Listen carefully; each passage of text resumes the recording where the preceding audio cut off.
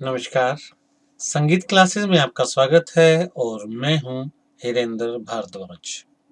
17 नवंबर 2021 को 12th class के first term का म्यूजिक का पेपर है और आपके सिलेबस का एक इम्पोर्टेंट टॉपिक है संगीत रत्नाकर। संगीत रत्नाकर पे मैं एक ट्यूटोरियल बना चुका हूं और आज इसके MCQs के बारे में हम बात करेंगे। तो बिना टाइम वेस्ट किए चलते हैं अपने टॉपिक की ओर और आपकी स्क्रीन पर है आज का पहला क्वेश्चन। संगीत रत्नाकर की रचना कब हुई? और ऑप्शन है ए 3री शताब्दी, बी 13वीं शताब्दी, सी 18वीं शताब्दी और डी इनमें से कोई नहीं। और आपका समय शुरू होता है अब।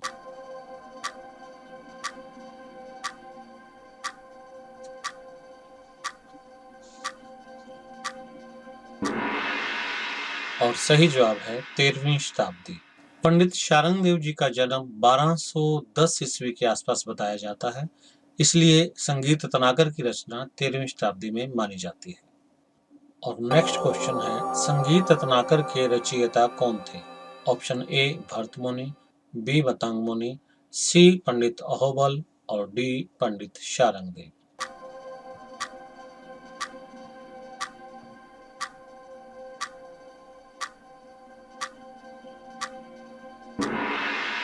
और सही जवाब है डी पंडित शारंग देव जी। भरत मुनि ने नाट्य शास्त्र लिखा था। मतंग मुनि द्वारा रचित ग्रंथ का नाम बृहदेशी है। पंडित अहोबल जी ने संगीत पारिजात लिखा था और संगीत रत्नाकर की रचना की थी पंडित शारंग देव जी ने। और अगला क्वेश्चन है, पंडित शारंग देव जी की शिक्षा कहाँ हुई? ऑप्शन ए गुरुकुल में, बी स्कूल में, सी राजाश्रय में और डी विदेश में।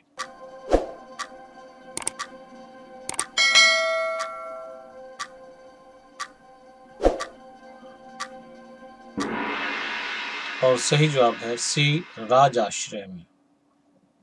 अगला सवाल है, पंडित शारंग देव जी के पिता क्या करते थे? ए अध्यापक, बी कीर्तनकार, सी राज कर्मचारी और डी इनमें से कोई नहीं।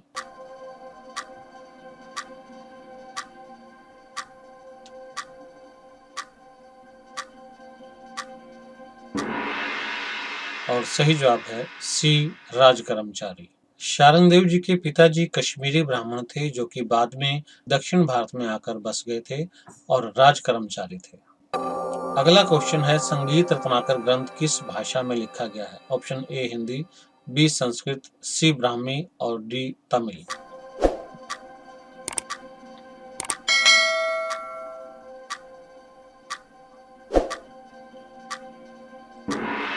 और सही जवाब है बी संस्कृत। संगीत रत्नाकर संस्कृत भाषा में लिखा गया है। अगला सवाल है, संगीत रत्नाकर ग्रंथ में कितने अध्याय हैं? ए 7, बी 8, सी 28 और डी 33।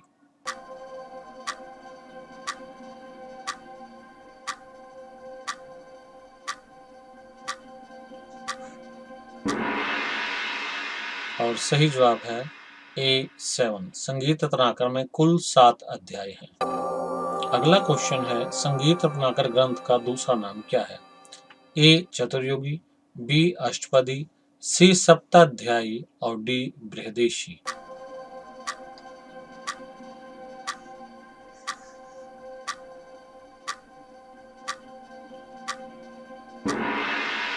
और सही जवाब है सी सप्ताध्यायी।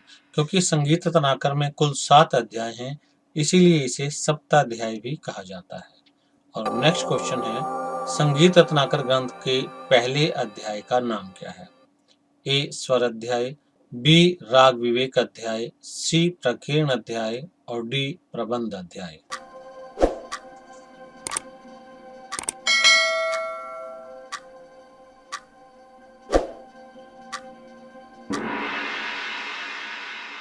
और सही जवाब है ए स्वर अध्याय। नेक्स्ट क्वेश्चन है, संगीत रत्नाकर ग्रंथ में नाट्य से संबंधित अध्याय कौन सा है? ए ताल अध्याय, बी वाद्य अध्याय, सी नृत्य अध्याय और डी इनमें से कोई नहीं। समय आपका शुरू हो चुका है।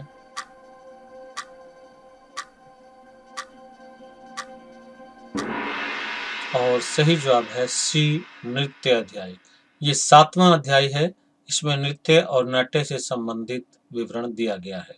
यहाँ मैं आपको बताना चाहूँगा कि आपको संगीत रत्नाकर ग्रंथ के 7 अध्यायों के नाम और उनमें वर्णित विषयों के बारे में जानकारी होनी चाहिए, क्योंकि आपसे किसी भी अध्याय का नाम या उससे संबंधित विषय वस्तु के बारे में पूछा जा सकता है। और अध्यायों से संबंधित विस्तृत जानकारी के बारे में आप मेरा संगीत रत्नाकर पर आधारित ट्यूटोरियल देख सकते हैं, लिंक डिस्क्रिप्शन में दिया गया है। नेक्स्ट क्वेश्चन है, संगीत रत्नाकर में वर्णित राग वर्गीकरण का नाम क्या है? ए थाट राग वर्गीकरण, बी 10 विधि राग वर्गीकरण, सी राग रागनी वर्गीकरण और डी इनमें से कोई नहीं।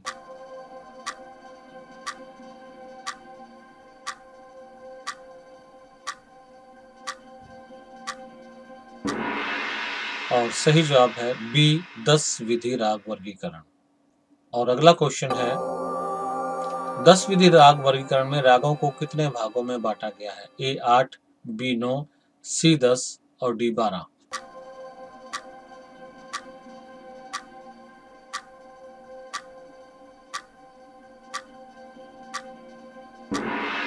और सही जवाब है सी 10। नेक्स्ट क्वेश्चन है, रागांग, भाषांग, किरयांग और रूपांग, इन चारों को कौन से संगीत के अंतर्गत रखा गया है? ए देसी संगीत, बी मार्गी संगीत, सी शास्त्रीय संगीत और डी सुगम संगीत।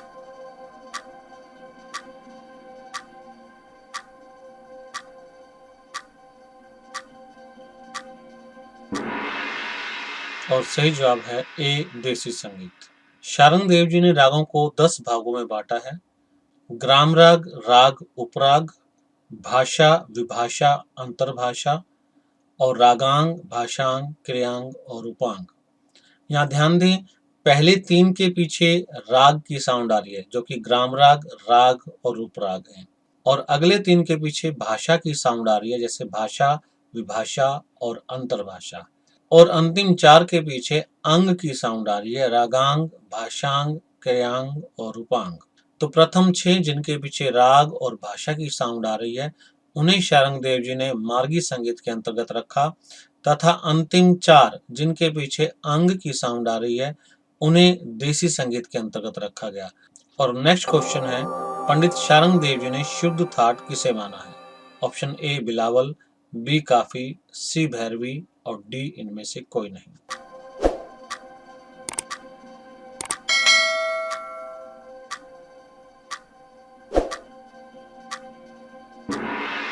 और सही जवाब है बी काफी। मध्यकाल तक काफी थाट को ही शुद्ध थाट माना जाता था। आधुनिक काल में पंडित भातखंडे जी ने काफी को शुद्ध थाट ना मानकर बिलावल थाट को शुद्ध माना है। और नेक्स्ट क्वेश्चन है, पंडित शारंग देव जी ने वाग्यकार के कितने गुण माने हैं? ए 7, बी 12, सी 21 और डी 28।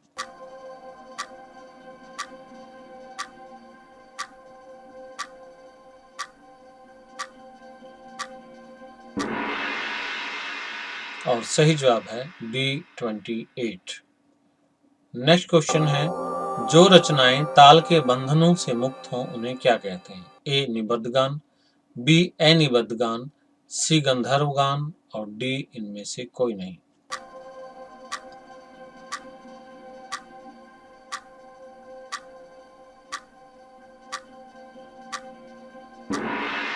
और सही जवाब है बी अनिबद्ध गान।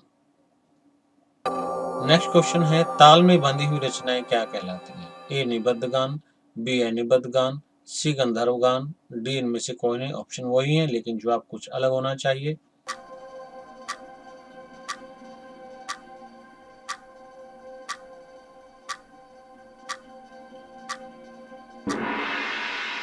और सही जवाब है ए निबद्ध गान।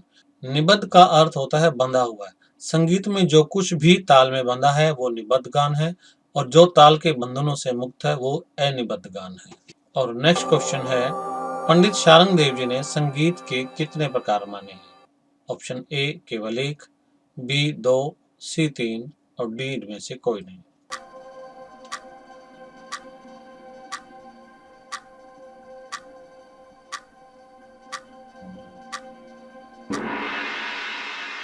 और सही जवाब है बी 2। पंडित शारंग देव जी ने संगीत के दो प्रकार मार्गी संगीत और देशी संगीत माने हैं, जो कि मैंने अभी पहले बताया। और नेक्स्ट क्वेश्चन है, जिस संगीत का प्रयोग मोक्ष प्राप्ति के लिए किया जाता है उसे क्या कहते हैं? ए मार्गी संगीत, बी देसी संगीत, सी सुगम संगीत और डी शास्त्रीय संगीत।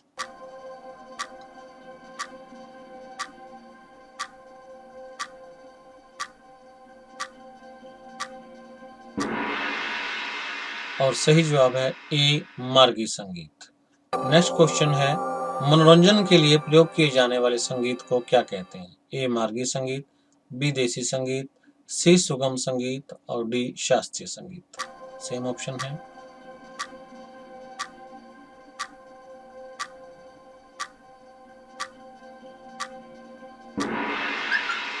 और सही जवाब है बी देसी संगीत।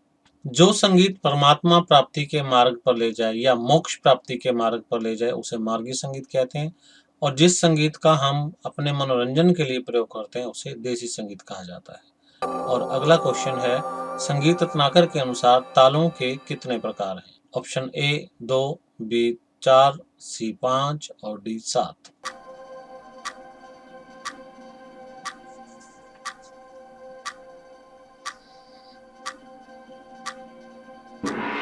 और सही जवाब है ए 2। पंडित शारंग देव जी ने जिस प्रकार संगीत के दो प्रकार माने हैं मार्गी संगीत और देसी संगीत, उसी तरह से तालों के भी दो प्रकार माने हैं मार्गी तालें और देसी तालें। जिन तालों का प्रयोग मार्गी संगीत के साथ किया जाता है उन्हें मार्गी तालें कहते हैं, और जिन तालों का प्रयोग देसी संगीत के साथ किया जाता है उन्हें देसी ताले कहते हैं। नेक्स्ट क्वेश्चन है, संगीत रत्नाकर के अनुसार वाद्य कितने प्रकार के होते हैं? ए 2, बी 4, सी 5 और डी 7।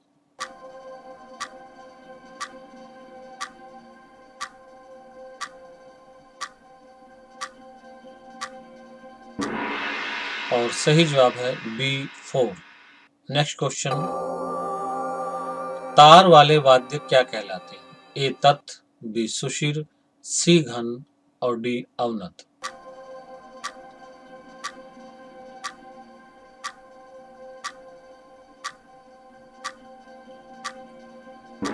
सही जवाब है ए तत्। जिन वाद्यों में तारों द्वारा ध्वनि उत्पन्न होती है उन्हें तत् वाद्य कहते हैं। नेक्स्ट क्वेश्चन है, हवा द्वारा बजने वाले वाद्यों को क्या कहते हैं? ए तत्, बी सुशिर, सी घन, डी अवनद। सेम ऑप्शन, लेकिन जवाब कुछ अलग होना चाहिए।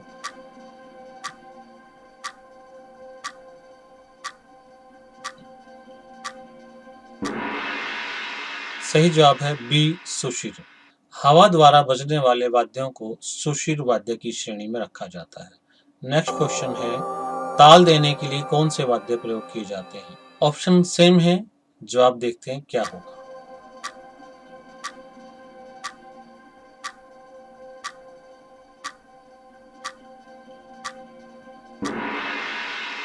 और सही जवाब है डी अवनद।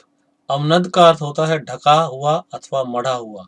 जो वाद्य किसी खाल या प्लास्टिक के पेपर से ढके अथवा मढ़े होते हैं उन्हें अवनद वाद्य कहते हैं, और ताल देने के लिए इन्हीं वाद्यों का प्रयोग किया जाता है। नेक्स्ट क्वेश्चन है, घन वाद्यों के उदाहरण दें। Option A sitar sarangi veena, B bansuri shehnai शंख, सी झांझ मंजीरा खड़ताल और डी ढोलक तबला मृदंग।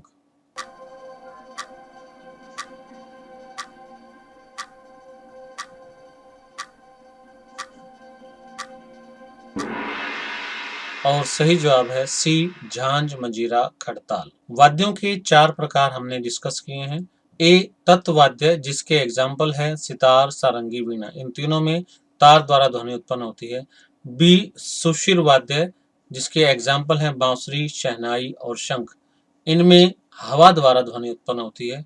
और सी है झांझ मंजीरा खड़ताल, जिन्हें घन वाद्य कहते हैं, इनमें आपस के आघात द्वारा ध्वनि उत्पन्न की जाती है, इन्हें प्रकर्शन इंस्ट्रूमेंट भी कहते हैं। और डी है ढोलक तबला मृदंग, इन्हें अवनद वाद्य कहते हैं, इनका प्रयोग ताल देने के लिए किया जाता है। नेक्स्ट क्वेश्चन है, संगीत रत्नाकर में कितने ग्रामों का विवरण मिलता है? A1, B2, C3 और D इनमें से कोई नहीं।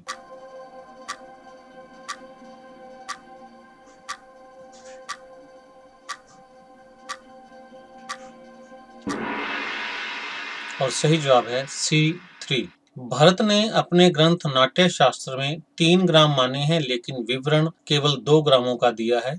लेकिन शारंग देव जी ने अपने ग्रंथ संगीत रत्नाकर में 3 ग्राम माने हैं और तीनों ही ग्रामों का विवरण भी दिया है। नेक्स्ट क्वेश्चन है, संगीत रत्नाकर के अनुसार नाद के कितने भेद होते हैं? A1, B2, C3, D4।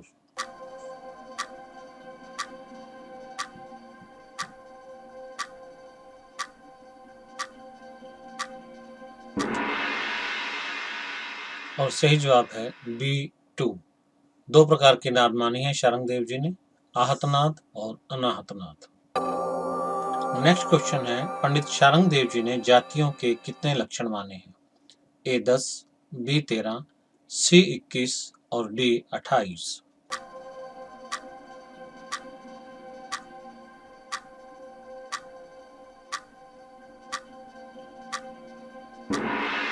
और सही जवाब है B13। नेक्स्ट क्वेश्चन है, पंडित शारंग देव जी ने शारना चतुष्टय नामक प्रयोग में कितने तारों वाली वीणा का प्रयोग किया है? A7, B11, C12 और D21।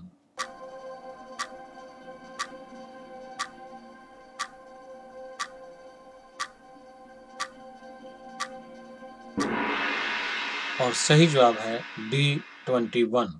और नेक्स्ट क्वेश्चन है, पंडित शारंग देव जी ने गंधार ग्राम में 7 शुद्ध स्वर किन श्रुतियांतरों पर स्थापित किए हैं? ऑप्शन ए 4-3-2 4-4-3-2, बी 4-3-2 4-3-4-2, सी 3-3-3 3-3-3-4 और डी इनमें से कोई नहीं।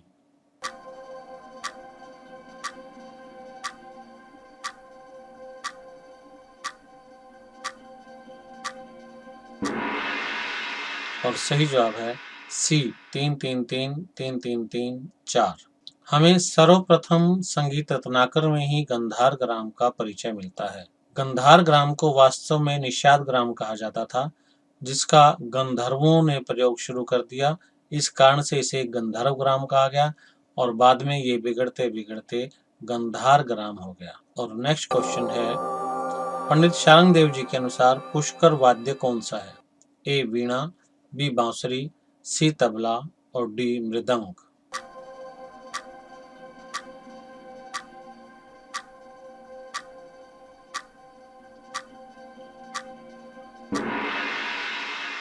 और सही जवाब है मृदंग। पंडित जी ने मृदंग के लिए पुष्कर शब्द का प्रयोग किया है। और नेक्स्ट क्वेश्चन है, पंडित शारंग देव जी ने जिन नए रागों की रचना की उन्हें क्या कहा जाता है? ए आधुनिक राग, बी प्रसिद्ध राग, सी अधुना राग और डी अधुना प्रसिद्धा।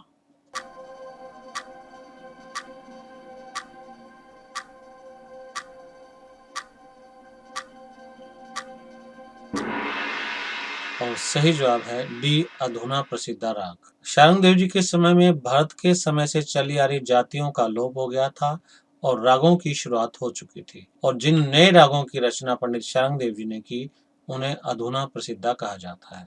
नेक्स्ट क्वेश्चन है, पंडित शारंग देव जी के अनुसार किस आलाप में शब्दों का प्रयोग नहीं किया जाता? ऑप्शन ए है आलाप, बी रूपक आलाप, सी राग आलाप और डी इनमें से कोई नहीं।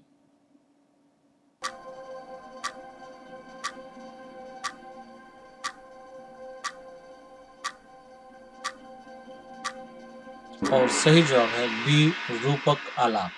रूपक आलाप में शब्दों का प्रयोग नहीं किया जाता।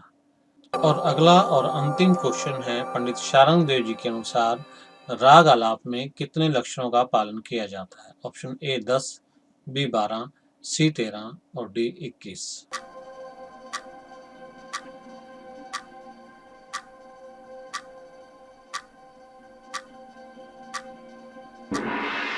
और सही जवाब है ए 10। और इसी के साथ ही आज का ये हमारा टॉपिक पूरा होता है। अगर आपको मेरा ये प्रयास पसंद आया है तो चैनल को शेयर और सब्सक्राइब जरूर करें। फिर मिलते हैं अगले टॉपिक के साथ, तब तक के लिए नमस्कार।